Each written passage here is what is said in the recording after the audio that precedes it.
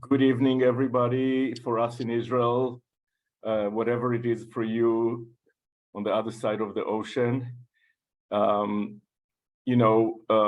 J Street have this power to plan this in the most dramatic day, or one of the most dramatic days in the history of this country. And we actually have three major players in this drama, who I would say are my heroes, people who are working very hard to save our democracy and to save the values that make all of us love Israel. I'll say that Shikma Bresler, who's now driving, that's why you see her a little dark, because she's driving back from Channel 12 to her home in the north. But she was arrested today. She's one of the leaders of the demonstration, and for quite some time the face of the demonstration, but more than ever today when we have this picture of her getting arrested. And Shikma with her brothers started a movement, even before, when we had the Balfour demonstrations.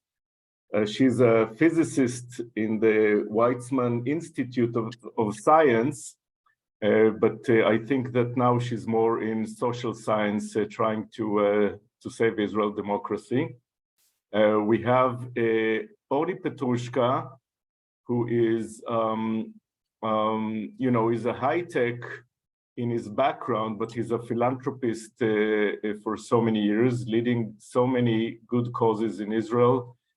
Abram Initiative, Mulad Think Tank, Kanaf, many other things. And I think one of the leaders of Israelis that in the past didn't really do any philanthropy and waited for American Jews to do the philanthropy, but he's showing all of us that Israelis could do philanthropy as well. And he's spending a lot of time and money to make sure that we have a democracy.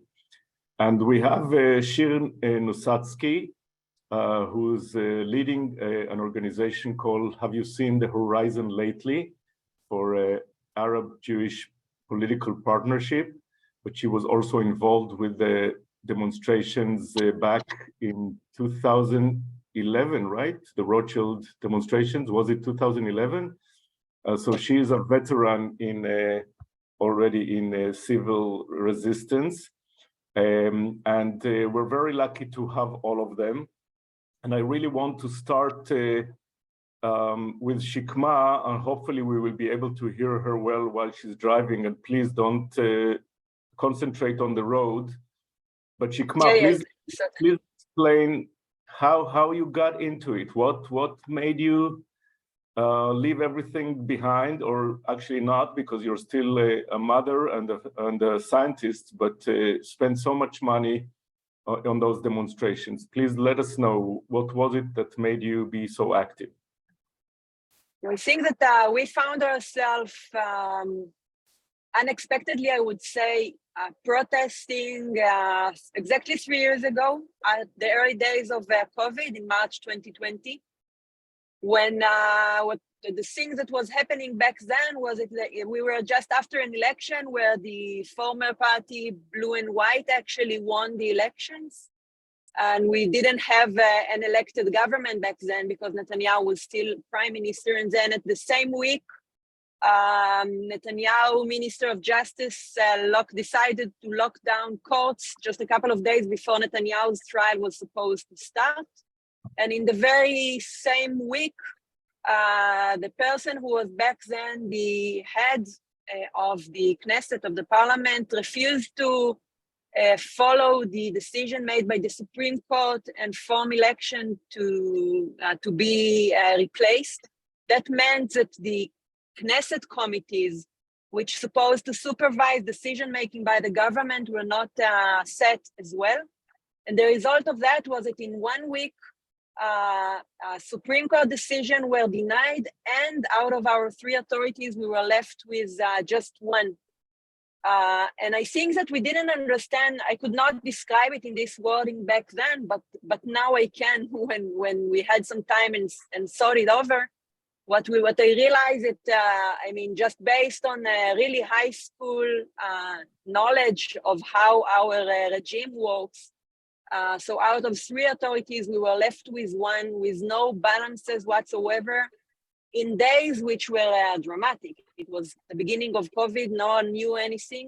And I think that this took us out because we didn't know what the government is planning, but we knew that Netanyahu has his own needs. And if he's planning something very bad for our states, then he's having the track open for that. We actually went out calling for democracy. Really, I don't know if you're following the news in Israel, you can hear the protesters shouting all the time, "Democratia." This statement was made back then, and then people joined it. It turned out that many people felt like us. It was the first time that I protested in my life, apart from one back in 2011. And I think that again, posteriorly, when we thought what was happening, I think that the fact that we felt that we have to do something just reflect the feeling of so many, and many people indeed joined. And eventually we were able, I think, to prevent the coup that is happening now but back then a new government was formed. And actually, we thought that our role is done, and we all went back to our normal life, I would say. But now, with the current attempt to destroy the Israeli democracy, we had to be back in business. And I'm so glad and proud to see that. I mean, the Israeli people are, understanding what is going on and being really active in preventing that, even though nothing is clear. I mean, we don't know if we are going to succeed or not, but the movement is amazing. The people are really out there fighting for our lives. So it's, I know it sounds dramatic. It doesn't mean to sound dramatic, but these are very, very dramatic days here in Israel. Indeed, dramatic days. And actually today, probably at 8:45 Israel time, which is prime time, Netanyahu is going to deliver a statement. Earlier, we heard that the defense minister is going to give a statement, which everybody speculated would be a call to stop the legislation for national security. But right now, we don't really know what did they agree and what's going to happen. But indeed, dramatic times. Orni, you were a pilot, you were one of the leaders still of the Israeli startup nation, and now people call you anarchist, which is pretty ridiculous, but very interesting phenomena. So please explain to us what is driving you, and where do you want to lead this? First of all, if they call me anarchist, I'd say it's maybe the most important line in my resume. I think that I've been involved in issues related to liberal democracy, the occupation specifically, for many years. After my high-tech days, I found myself maybe with no worries about how to make a living, but many, many worries about the future of this country. This led me to embark on some work related to the occupation, Jewish-Arab relations, liberal democracy in general.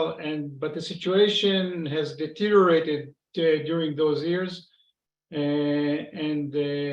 We found ourselves, I think, all people who are activists and who are concerned about this subject, practically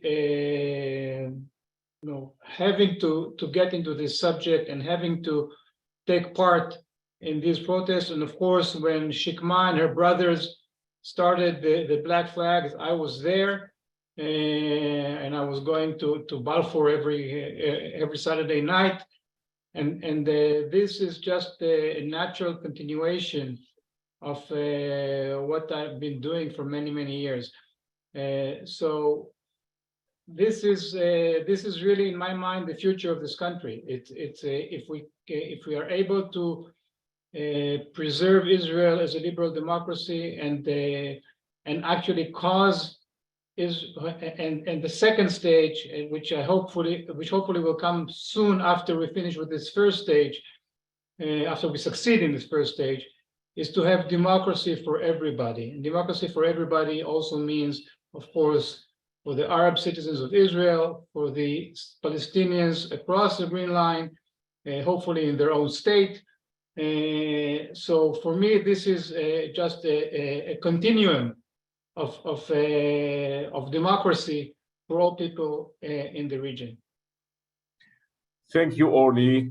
And yeah, this is, of course, one of the big dilemmas, because many people are saying, if we deal with those things that you spoke about, the occupation, the Arab citizens, then we lose some of the potential on the right, and the Israeli flag became kind of the symbol, reclaiming the flag from the right-wingers. But that's caused another kind of issue that I'm sure, Shir, you are very worried about, as someone who's trying to, just like Oni, work on partnership between Jews and Arabs, and that there will be a political unity that will also make sure that we understand that democracy is not just for Jews. So if you can explain a little, what is the hesitation for the the Palestinian citizens of Israel from participating, and if you see any way to overcome the fact that they're not really part of this movement? Yes, well, it's not just the one side challenge. I look at it as a wedding that both the groom and the bride don't want it. So it's not just the one side thing. The protest as general is not very welcoming to the Arab citizens of Israel, and for a good reason. I would explain it in a minute. And the Arab citizens of Israel do not find their place there and do not take their place in the protests. I want to explain why is it happening, because it's very dramatic issue. Everybody understands that the first and maybe the main victims of this judicial reform is going to be the Palestinian citizens of Israel. But at the same time, they are completely not part of it. Both the leadership, the elite, and the people itself in the protest. You can see small numbers in Haifa and other places, but it's rarely, it's not something we can say exists. And if you look at the protest, so the truth is, if you would ask Shikma and Orni and me, they'll speak for myself. I'm going to say something provocative, okay? The protests don't need the participation of the Arab citizens of Israel. If you look at the tactical level of stopping this reform, that this is what we are thinking about day and night. So this is something that will be determined in the political areas of the center and the right wing. We are looking now, all of us are waiting to see what Gallant, a Likud member, is going to say, because we understand that the people that can stop it are Likud members. And when you understand that, and you're looking at the tactical level, and it makes a lot of sense to look at the tactical level when there is something so dramatic, so revolutionary, so dangerous on the table. So when you look at the tactical level, you understand that we don't need the participations of the Arab citizens of Israel in the protest. And it's important to understand that, because if they are going to be a part of it, it comes with a price. It comes with the price in the right wing. And what we are doing every week is thinking how we can bring people from the right wing to this protest. But I want to, and I want to add some one more thing about that. What we're seeing now is we are seeing something that I think is very hard to understand from the outside. People look at all the Israeli flags in the demonstrations, and they think it's because it's some kind of apologetical answer to the right wing. It maybe started that way, but something really extremely amazing happened in the center-left camp now in Israel, the democratic, the liberal camp in Israel, that we are reclaiming the flag.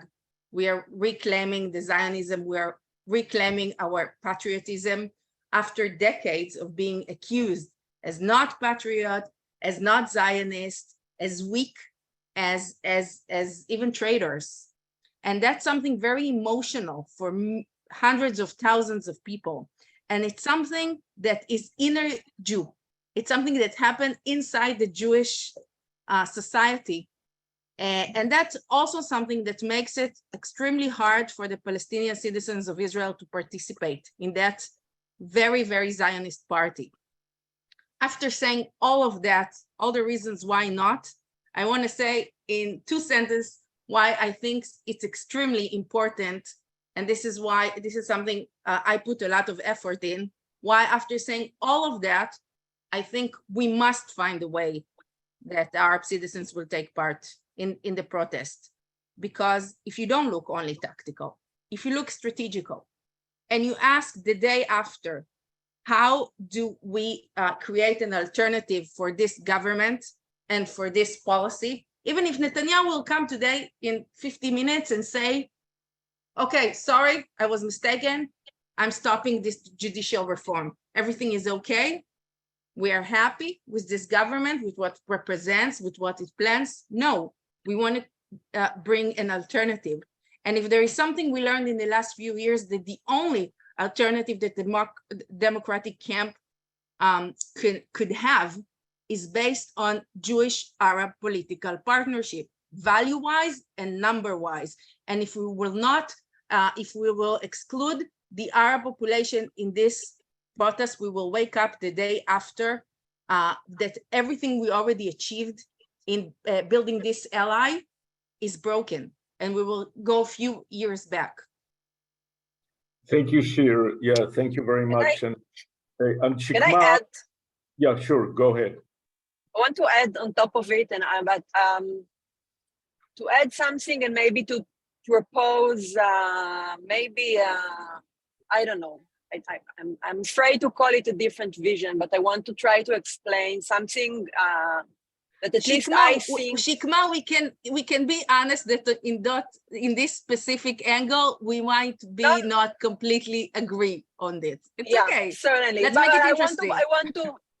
So, but I want to give my point of view of what is happening. So I think that in the last 15 years, roughly, Netanyahu has been working very hard and very effectively and with huge efforts and money to set the watershed that divide our political map into us and they, right and left, whatever. First Israeli and second Israeli. I don't know if it's the right terminology also in English. What we see right now underneath, under surface, is 2 different things. Is a new possibility to set finally the watershed, to move it into a completely, actually I would say that the protest defined a completely different watershed. This watershed is split between democratic people, those who values equality and freedom and democracy, whatever, with all the morals that it hides underneath under this term, relative to those who see some sort of supremacy, non-equality and whatever. And these are all the I would call it underlying streams that were probably imported, part of them from other countries. But the point is that the watershed dividing the protesters from the others and the watershed that define the Israel political situation today are 2 completely different things. I think that taking the protest point of view, so the watershed defined the protest, is also that subdividing the Arab community in Israel. Not only Arab people in Israel are democratic in nature. This is a traditional, you know better than me, a traditional community. And I think that when we talk about the values of the our Declaration of Independence, where we talk about the fact that Israel should give equal, opportunities for everyone, regardless of gender and religious and so on. This is what I believe in, and I think that within this definition, the Arab population are also subdivided. And I think that our effort in the coming years would be to try to make sure that the watershed that this protest defines will somehow start to be, to be visible also, and also reflected into our political map. I think that this is our future, and not just, grabbing together people from different religions who don't necessarily have the same values, underlying values.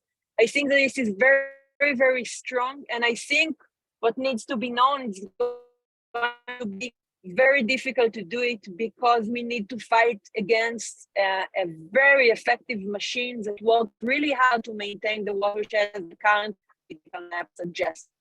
I think that it's a fight worth, friends in the US. Some tell me, finally, we see, Israel. And I think that it's also a great opportunity to maintain or to build back the strong relation between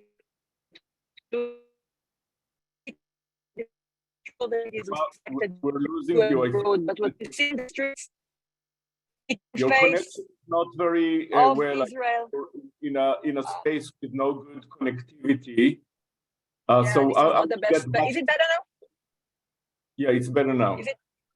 Yeah, it's a bad part of road number 6. What I'm saying is, what you see now in the street is that the majority of the people in Israel, you see it, by the way, very perfectly in the polls. When you look at the poll, and when the polls are asking about political maps, the change is quite small. So there is a change. You see the effect of the protest, but it's quite minor. On the other hand, if you ask in the polls, if you look at the polls that ask the people whether you support this judicial reform or this coup, the majority says that they do not, at least not in the way that it is being done. So I think that there are two major watersheds that need to be defined. They are completely different. Our role would be to make the political map also subdivided according to the watersheds that defines the protest. And this is also, as I said, a great opportunity to recover, I think, the let's say degraded relation between Israel and the Jewish people all over the world, because I mean, people like us were quiet for too many years. So what you were seeing over there are really not. We're really not the nice faces of Israel. And what we see now in the street is that the majority of the Israelis are really, excellent people, ones to be proud of, I think. I hope it was clear. I'm not... Yeah. Eventually, we were able to hear you, and it's a great segue to what I wanted to ask Oni. As a philanthropist who's for many years, involved with the Jewish Funders Network and with many Jewish diaspora efforts, I really want to ask you, Shir spoke a lot about how we should hold hands with our Arab partners. And I want to ask you about holding hands with our Jewish brothers and sisters. And how do you see the Jewish diaspora role in this? How could they be helpful? At least those of us on our side in J Street who believe that you could be pro-Israel, really be pro-Israel only if you're for democracy and for peace. So if you could say a few words how the Jewish diaspora could be helpful. Sure. So there are several ways. One, of course, is through direct involvement with what's going on in Israel. That's easy. You know, you can support what we're doing here, you know, philanthropically. But I'll say more than that, because I think one of the reasons we got to the place where we are is that Jewish philanthropists from the right wing have spent a huge amount of money in funding research institutions in Israel. You know, Kohelet and the Tikva Fund are maybe the most prominent, but not the only ones.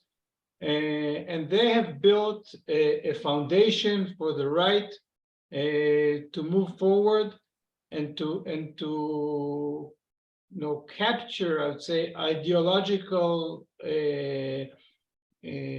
domains within the Israeli ideological sphere, and this has been very effective for the right-wing camp and for the conservative camp in general. So I believe that the Jewish diaspora, and this is practically 100% diaspora money.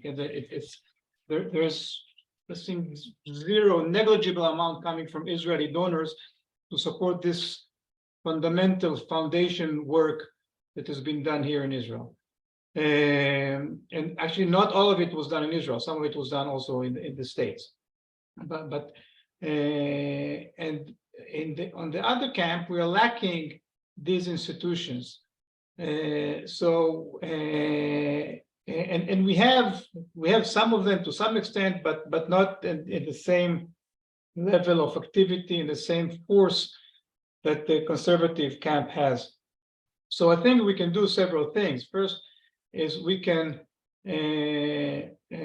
try and balance this thing, and by supporting institutions in Israel that think about the long term, that provide the ideas and the ideological framework for the liberal democratic camp. This is one.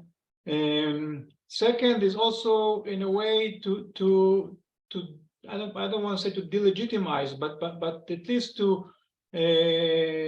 try and observe what's going on the conservative camp, and see and expose some of its vulnerabilities. For example, there are like very few donors that spend huge amount of money. It's not a widespread phenomenon, but still a lot of money coming in.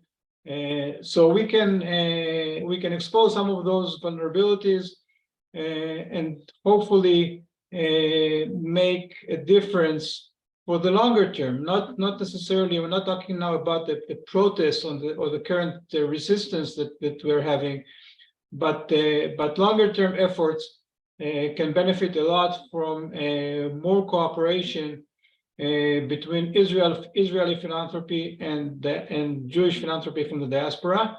I would add one more point, and that is that Israeli philanthropy has really stepped up during this crisis.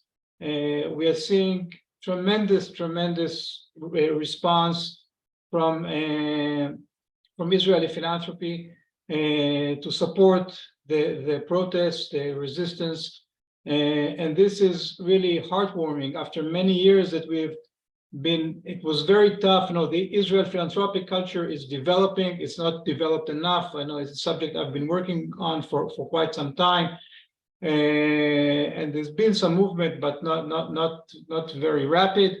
And specifically, when you talk about those controversial topics of liberal democracy versus conservatism, about shared society with Jewish-Arab relations, about the occupation, these are these are almost toxic topics for many Israelis. They don't want to touch it and definitely not give money to that. So even those who do give money usually refrain from working on these issues. And right now, this has changed. We're seeing something completely new and different. This is an opportunity, and I think with cooperation between the Jewish diaspora and Israeli philanthropy, we can really make a difference. Thank you, Orny, and it's a well-known fact that the support that comes from progressive Jews is mostly on human rights, people-to-people stuff, but not on political organization. And the right was very focused on really actually helping legislators with language and selecting judges and all kind of things that made them so powerful. And this is one of the things that Orny is also trying to do. Shir, please try to tell us, how do you define success? I mean, okay, we're in the streets, we have so many sectors involved, we are reservist pilots, special units, we have the high-tech sector, the bankers, so many people are involved. How, as a leader of this resistance movement, how do you say, okay, we actually achieved what we went to the streets for? Well, it's actually many times it's very hard to determine what success is. But here in the short term, the success is very, very easy to determine. Complete stop of the legislation. That's the only thing we're aiming for, and the only way to define success here. I mean, because it may sound to people like big general words, democracy, like Shikma said at the beginning, we're fighting for our life, democracy, like huge definitions, but at the end of the day, it's so specific and concrete. What we are talking now at the short term, I'm not sure how you say it in English, about the committee of how you nominate judges, that's a very black and white thing on whether the Supreme Court will be controlled by the politicians or not.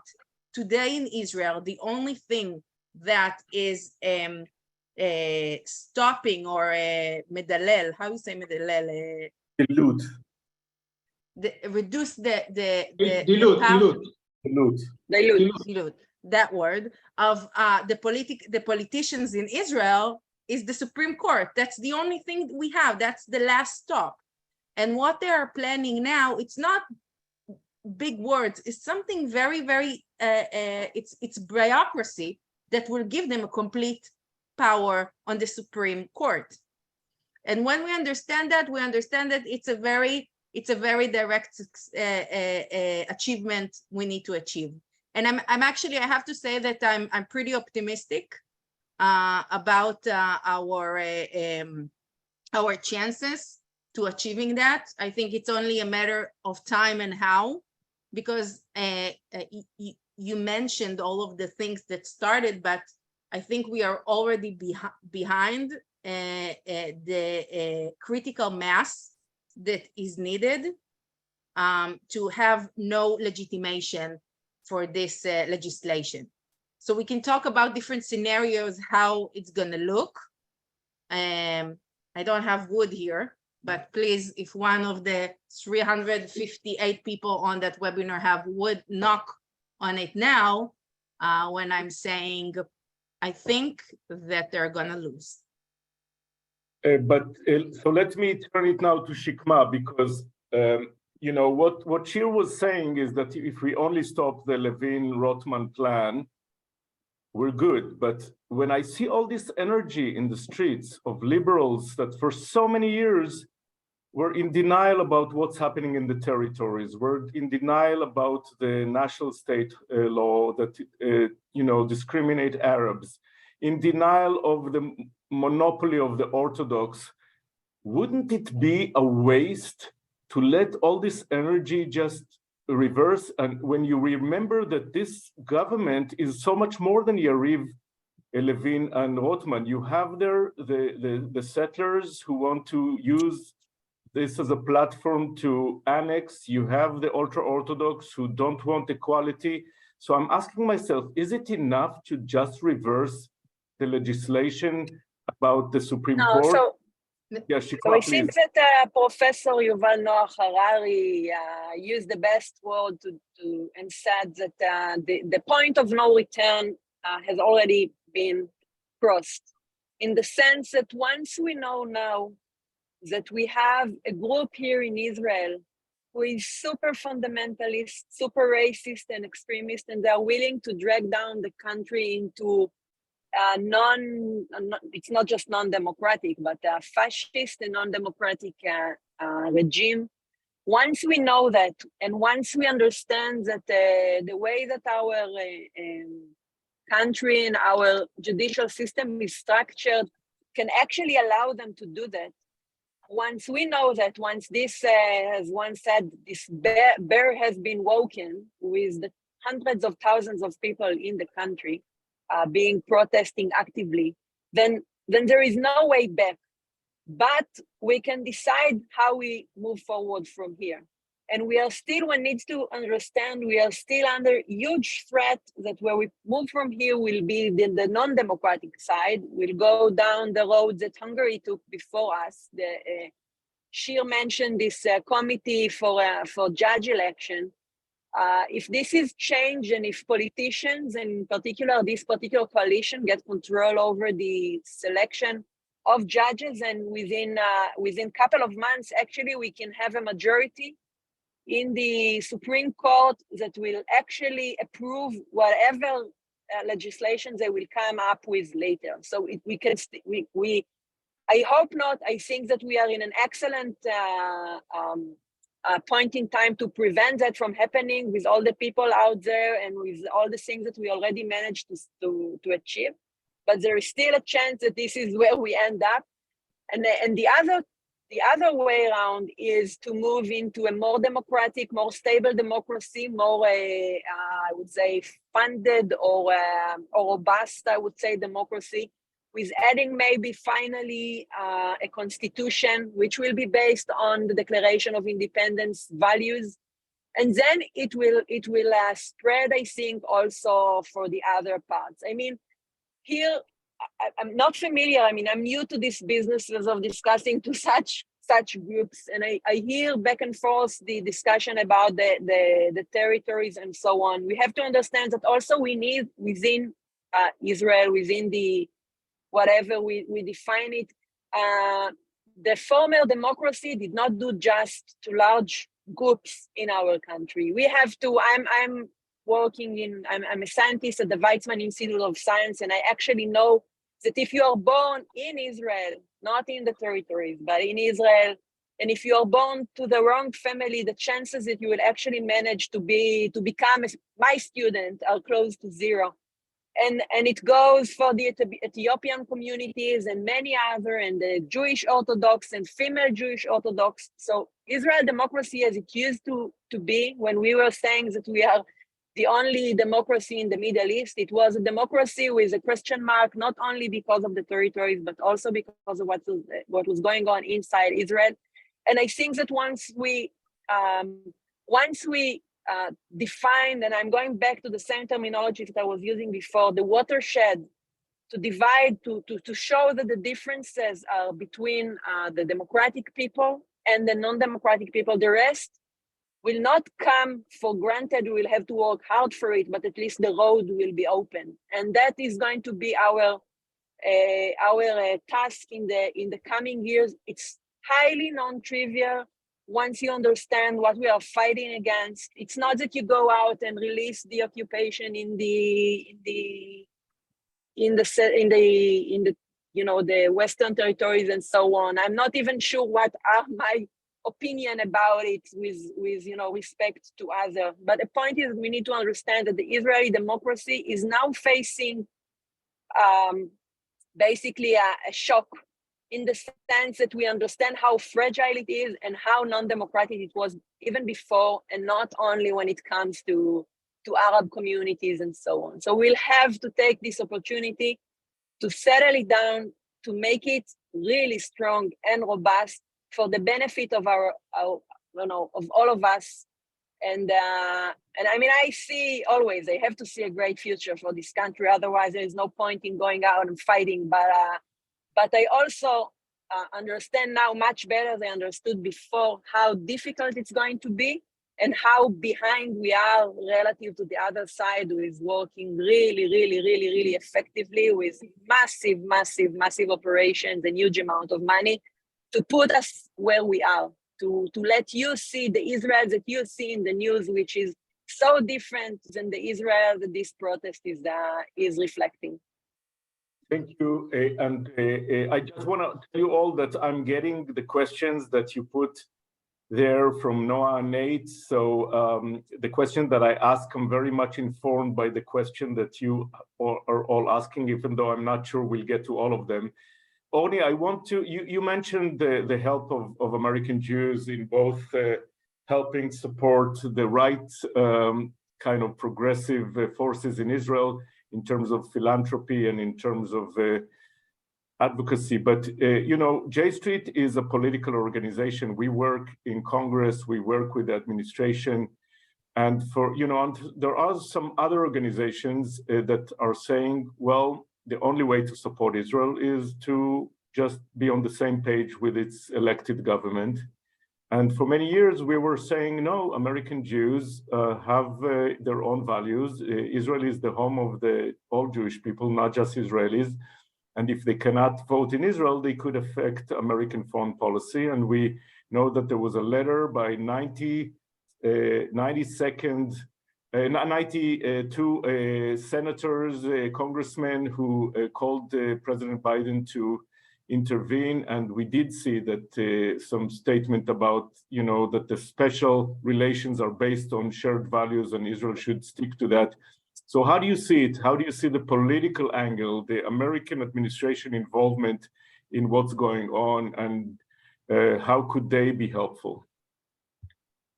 So first, I'm not an expert in foreign relations, but I would say that definitely the international, the three levers that I think affect the current government that are effective in trying to change, to cause it to change course.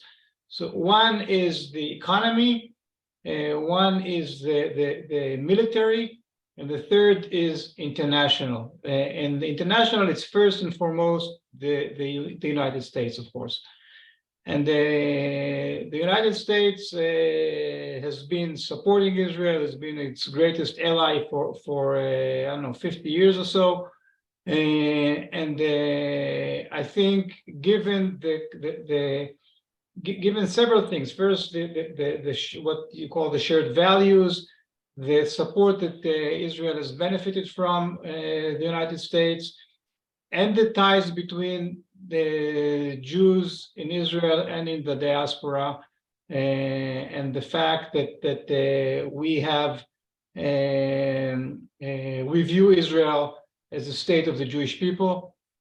Then I think the Jews in the United States specifically have an obligation, I would say, not the right, the obligation to speak up when they see Israel is going on the wrong course.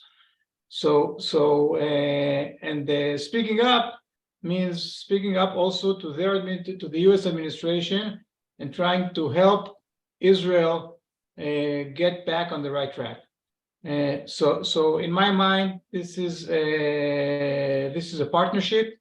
And the partnership, and also another point that I just made in answering the previous question, the Israeli conservative sector does not think twice when asking Israel, Jewish diaspora, to help it, and even, you know, evangelical Christian and so forth. So you have power over the U.S. administration. You have power over, you know, you can influence decision makers. You know, the senators, the people in the House of Representatives, the congressmen. So my view is, yes, you should, you know, act on this influence that you have and make use of it to help us, to support Israel, to support the values we all share. Thank you, Orni. Shir, we saw a lot of activity of Israelis and some Jews all over the world demonstrating next to consulates, next to, when Netanyahu is visiting. There is a movement called Unacceptable. How is it affecting, your efforts? Does it have any significance? Well, first, you have a small deaf to me from last question, because I understand that I was misunderstood, so I want to make it accurate. Obviously, there is an opportunity here for a political movement, and after being an activist more than a decade, I have much inspiration from what can happen from here, and I agree with what Shikma said about that. But I also have the experience of 2011. And 2011, there was the same numbers in the streets. In one summer, 1 million people out at the street. It felt like the earth is shaking, and it disappeared like that. And that's something we have to remember about protest. It's also in the US. It's a big bang, and it can be gone in a minute. And one of the things that for me is my experience from 2011 that I keep reminding myself in this fight, that we have to keep our eyes on the ball. There is nothing that Netanyahu and Rothman and Levin wouldn't be happier than us talking about only about constitution or where Israel is going in a decade. And this discourse is very, very important to give an horizon to people. But we can't keep our eyes out of the ball and about the very, very concrete things that are happening now that we have to stop them. So that's just one thing I wanted to emphasize. Regarding your question, I agree with Orni. I think everything that is happening in the diaspora, any kind of pressure is very, very crucial now, since it feels like it's on the Urge. Yeah. So every pressure that we can get is helpful. What has happened with the embarrassing visit of Smotrich in the States had a significant impact here in Israel. He was a joke, and people felt that it shows their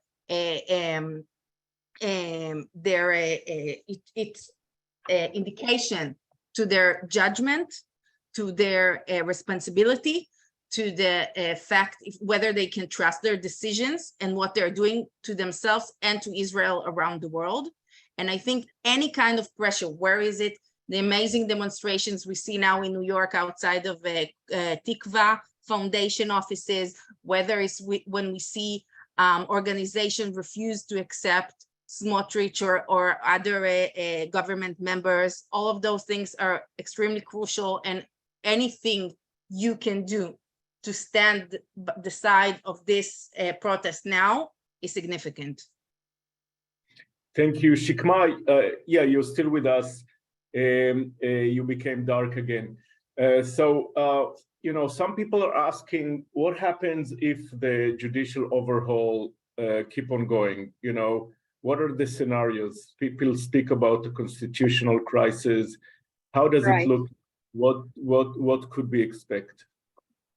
First of all, what we need to understand is that what they are pushing for is really to change this this committee for a judge election that elect judges, and to bring into the Supreme Court people who who follow them rather than being independent.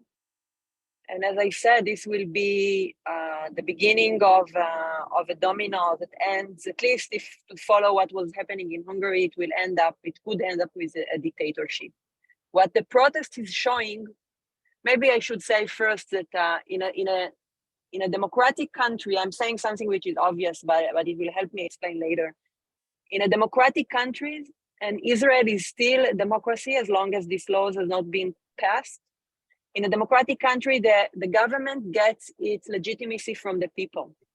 And what the protest is showing is that the people of Israel do not see this act taken by the government as legitimate. And then what should happen is that when they will pass the laws, then the Supreme Court will have to somehow deny it.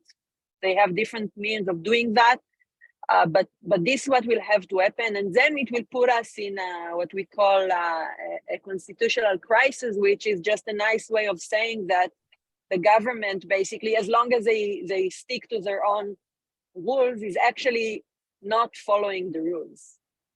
And this makes them like a criminal government in action. And what should happen then, and no one knows exactly what is the bureaucratic and technocracy of how it's going to happen. But what should happen back then, at that point, is that the police and the army and the secret services should stick and stand to the side or to back up the law system. And they will also will get the strength to do that, I think, from the people in the streets.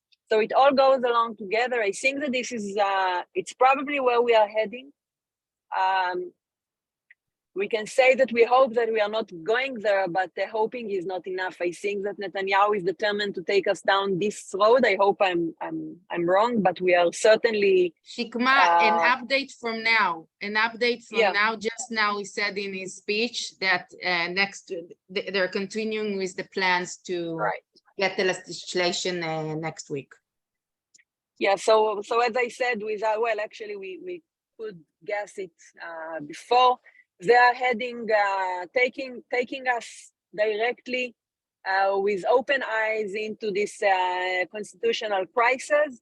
And what should happen now is that from people in the street, the gatekeepers will get the strength and the guts actually to make the right thing and to stand and stick to the laws.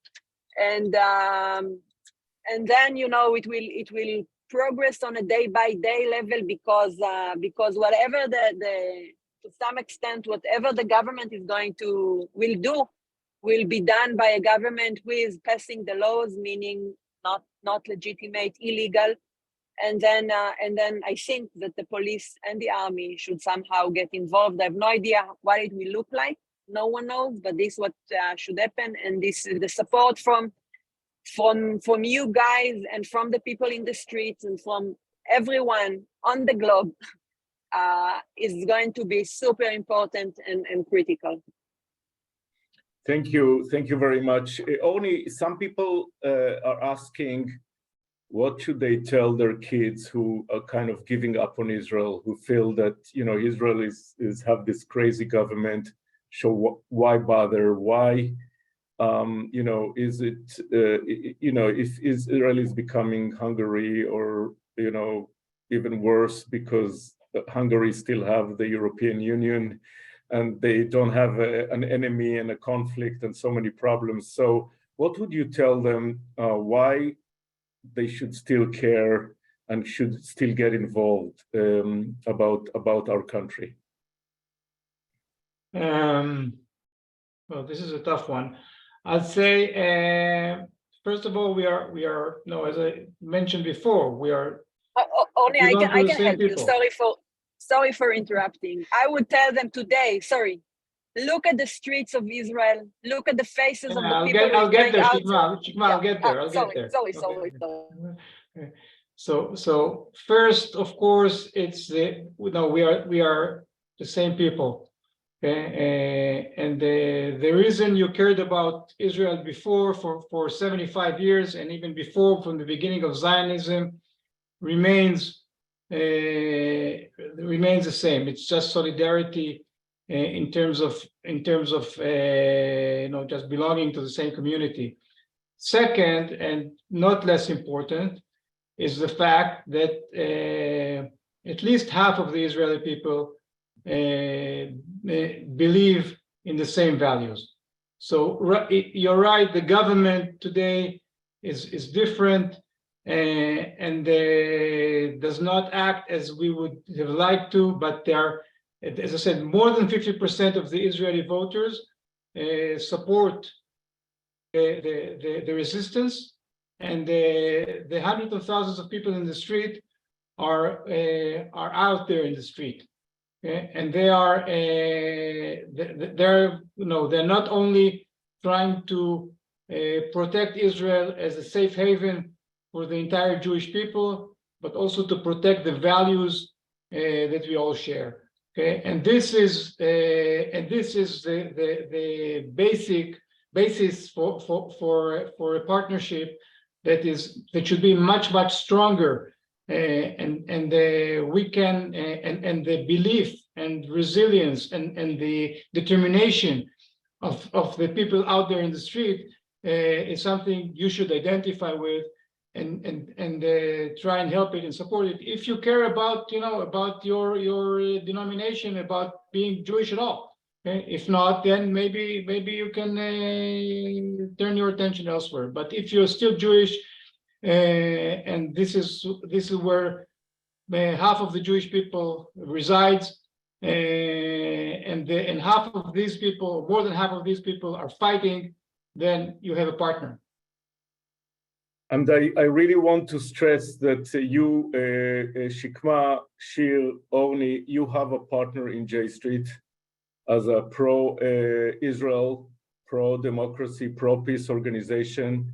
We're going to do whatever we can from this side, from their side of the ocean, to help you. And I want to tell the people that are listening to us that as an Israeli, that what you do in your activities, political and advocacy, and with J Street U is crucial for us in Israel, because as Oni said, we are one, and we can't, and despair is helping the bad guys, and only hope, which is the name of our national anthem, that we could actually win this, will keep us in this fight for our values.